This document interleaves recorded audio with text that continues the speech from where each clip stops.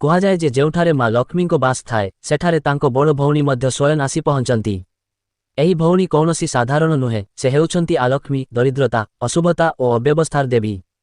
ସମୁଦ୍ର ମନ୍ଥନର କଥା ସମସ୍ତେ ଜାଣନ୍ତି।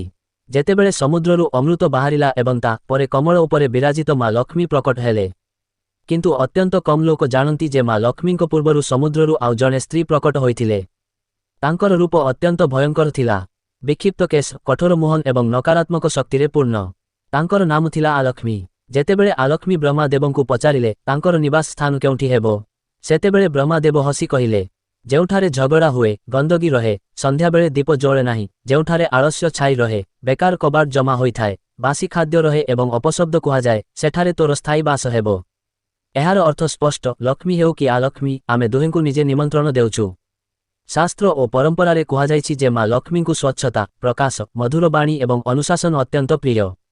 ଏହି କାରଣରୁ ଆମ ପୂର୍ବପୁରୁଷମାନେ ଗୋଟିଏ ଛୋଟ ପ୍ରତୀକାତ୍ମକ ଉପାୟ କହିଛନ୍ତି, ପ୍ରତ୍ୟେକ ଶନିବାର ଘରର ମୁଖ୍ୟ ଦ୍ୱାରରେ 7ଟି ସବୁଜ ଲଙ୍କା ଏବଂ ଗୋଟିଏ ନିମ୍ବୁକୁ ଡୋରିରେ ପରି ଟାଙ୍ଗିବା।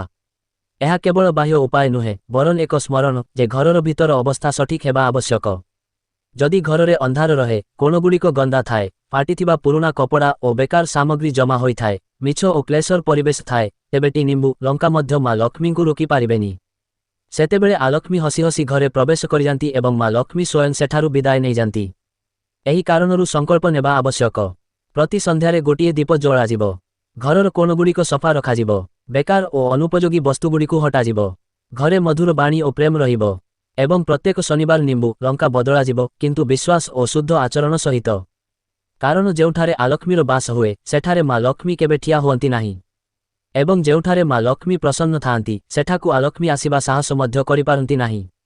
ଆସନ୍ତୁ ଆଜି ଏହି ସଂକଳ୍ପ ନେବା, ଆମ ଘର ସଦା ସଫା, ପ୍ରକାଶିତ ଓ ପ୍ରେମରେ ପରିପୂର୍ଣ୍ଣ ରହିବ ଏବଂ ମା ଲକ୍ଷ୍ମୀ ସଦା ଆମ ଜୀବନରେ ବିରାଜମାନ ରହିବେ।